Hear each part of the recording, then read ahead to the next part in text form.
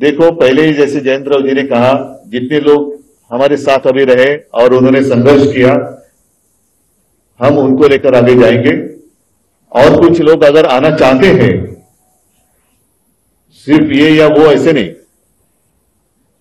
तो खींचातानी किए बिना अगर वो आना चाहते तो देखेंगे। लेकिन मैं जिसका नाम आपने लिया वो नाम लेकर मैं कुछ नहीं कहना चाहता, मैं जनरल बात कर रहा हूं।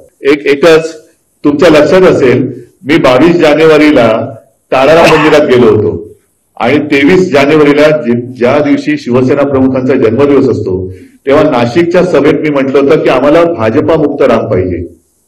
तो भाजपा मुक्त राम अयोध्यावासियांनी आणि उत्तर प्रदेश जिथे जिथे प्रभू रामचंद्राचं वास्तव्य होतं तिथे तिथे भाजपाने सपाटून मार खाल्लेला आहे, म्हणजे आता भाजप मुक्त राम झालेला आहे। या निवडणुकीमध्ये मोठा भाऊ छोटा भाऊ वगैरे काही चालणार नाही। प्रत्येक मतदारसंघामध्ये आम्ही बसून सर्वात चांगला उमेदवार कुठल्या पक्षाकडे आहे आणि मागच्या निवडणुकीचे संदर्भ घेऊन जागा वाटपाचा निर्णय घेऊ। आमचा प्रयत्न आहे की लवकरात लवकर तो निर्णय होईल। आज प्राथमिक बैठक आमची झालेली आहे, त्यामुळे बाकी तुम्ही याच्यात काय जाऊन। देखो, पहले ही जैसे जयंत राव जी ने कहा, जितने लोग हमारे साथ अभी रहे और उन्होंने संघर्ष किया, हम उनको लेकर आगे जाएंगे। और कुछ लोग अगर आना चाहते हैं, सिर्फ ये या वो ऐसे नहीं, तो खींचातानी किए बिना अगर वो आना चाहते तो देखेंगे। लेकिन मैं जिसका नाम आपने लिया वो नाम लेकर मैं कुछ नहीं कहना चाहता, मैं जनरल बात कर रहा हूं। एकच तुमच्या लक्षात असेल, मी 22 जानेवारीला ताराराम मंदिरात गेलो होतो आणि 23 जानेवारीला ज्या दिवशी शिवसेना प्रमुखांचा जन्मदिवस असतो तेव्हा नाशिकच्या सभेत मी म्हटलं होतं की आम्हाला भाजपा मुक्त राम पाहिजे। तो भाजपा मुक्त राम अयोध्यावासियांनी आणि उत्तर प्रदेश जिथे जिथे प्रभू रामचंद्राचं वास्तव्य होतं तिथे तिथे भाजपाने सपाटून मार खाल्लेला आहे, म्हणजे आता भाजप मुक्त राम झालेला आहे। या निवडणुकीमध्ये मोठा भाऊ छोटा भाऊ वगैरे काही चालणार नाही।